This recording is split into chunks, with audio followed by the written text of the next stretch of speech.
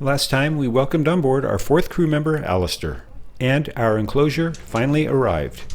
The crew from Netboat came on board to commence the installation. All was going well until it wasn't. The canvas for the helm enclosure didn't fit. Wait, what? Okay, troubleshooting commenced. Apparently, the bimini top poles were incorrectly installed at one point and required relocation. After the bimini top poles were complete, the canvas fit like a glove. The work is complete and we clear out of Martinique. We untie the lines and we leave the dock. Exiting the bay, we come across a brand new super yacht transport ship. Oh my gosh. We raise the sails and set course for the BVI.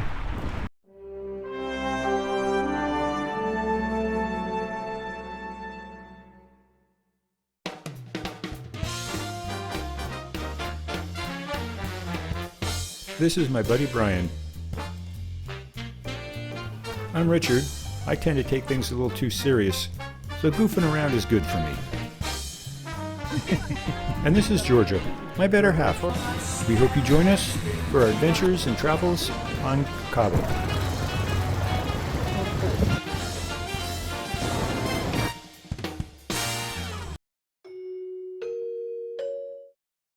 We exited the bay, raised the sails, and we were off. This would be Allistaire's first passage. Brian and I have sailed together before in the Pacific and the Caribbean. Georgia is getting to be an old pro at passages.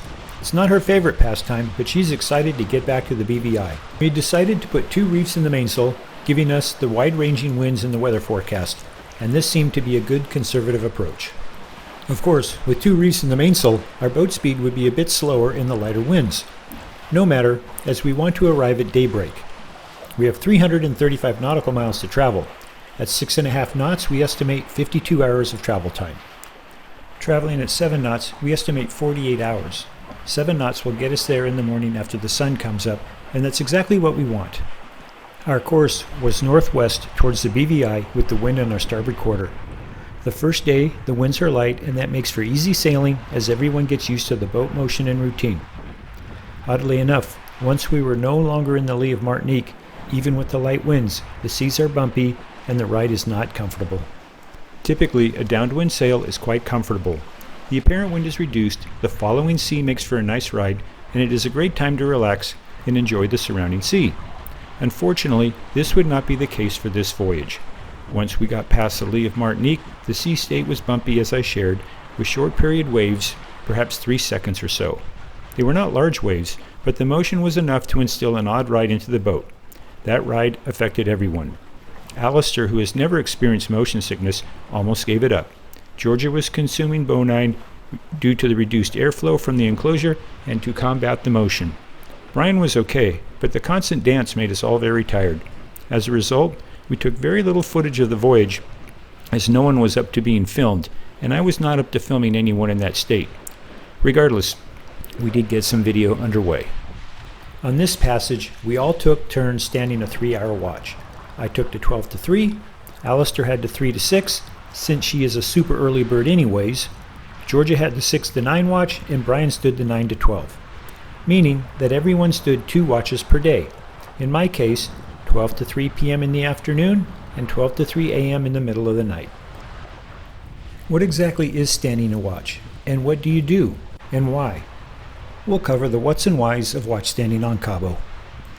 International law demands a watchstander is required at all times when underway or during a passage. First, one must be in condition to stand watch, meaning one is not seasick, fatigued, or dehydrated or impaired in any way.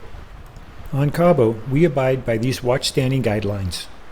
We do not play loud music, wear earbuds, watch movies or videos, play with the iPad, phone, or computer if it is not related to navigation. And we do not leave the cockpit at night. Why not? Loud music or wearing earbuds eliminates our ability to hear what's going on. We are listening to the sounds of the boat and the sea. If something were to change, we could hear that and we would be able to respond accordingly. For example, if a line parted, or something breaks, or the sea state changes, we want to hear this so we can respond accordingly. Watching movies or playing with a phone or iPad takes our attention away from watching the surrounding area and horizon. Believe it or not, a giant ship moving at 20 plus knots approaches you quite quickly without making any noise that you can hear. You need to be able to see it and adjust one's course to avoid a collision. Watching a movie or playing with the phone means you are looking at that device and not the surrounding area and horizon. If something happens at night that requires someone to leave the cockpit, the captain and crew are brought on deck and whatever happened is discussed. At that point, a plan is made and together as a team, the matter is managed. We do the following. We drink plenty of water, as dehydration can also cause seasickness and fatigue. We get plenty of rest.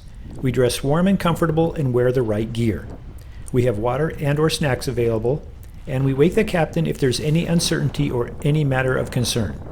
Why? Because the two most dangerous things are 1. Dehydration. Our body and mind do not work well when dehydrated. 2. Fatigue. Mistakes are made when fatigue is present, which can be life-threatening. Watch standing duties. What we actually do. 1. We scan the horizon, watching for ships, buoys, debris, rain squalls, changes in the wind direction or weather. Why?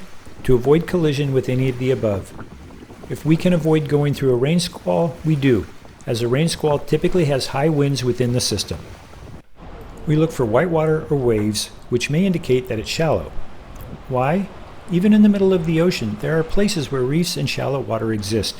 We need to be on watch for those places and alter course to avoid any shallow areas. Sunsets last but for a few minutes, and it is always nice to interrupt whatever is happening and watch the day turn to night.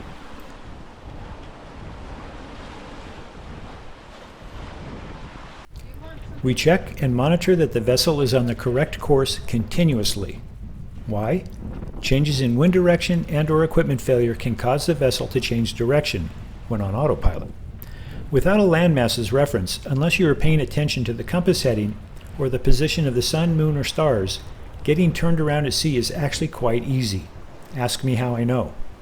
Check the chart plotter, AIS, and radar for ships, land, etc. Why? In addition to making a 360-degree visual inspection as you sail, checking the chart plotter, AIS, and radar provide additional information of other vessel positions and landmasses and weather systems that might be approaching. We zoom in and out on the chart plotter to see what is close and might be further away. Why? Changing the scale on the chart plotter provides multiple views that provide a variety of different information. A close-up view where you are and a larger bird's eye view relative to where you are going. The depths of the water can be inspected, sightings of other vessels, landmasses, or underwater volcanoes provide information so that good choices can be made for your course correction to avoid a collision. Check the depths of the water on the charts in the path of the vessel to verify there is sufficient depth for the vessel. Why? It is a mistake to assume that the water is deep enough just because you can see water. It is critically important to inspect the charts to verify that the water is deep enough for where you think you want to go. Make hourly log entries in the logbook. Why? The logbook serves two purposes. 1, it is a legal document should there be an incident.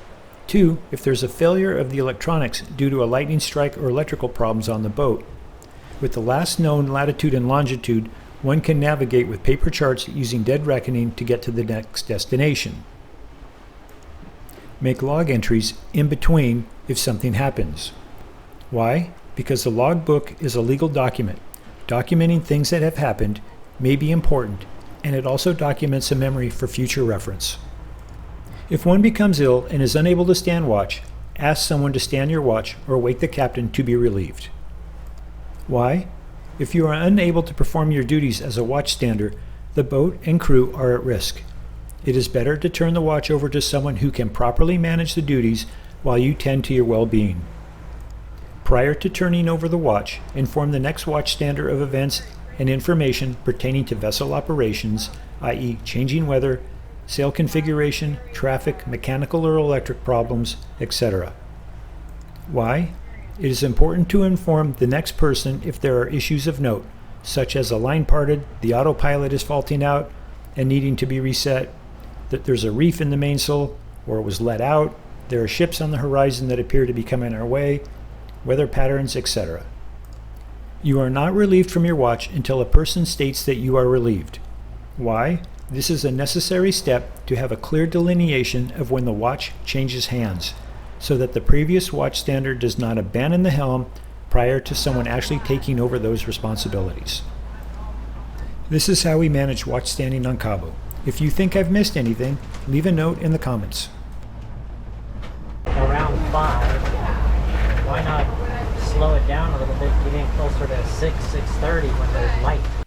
As we approached the BVI, land was in sight. We could see there was quite a weather system in front of us, which means high winds, so we dropped the sails and motored the final few miles.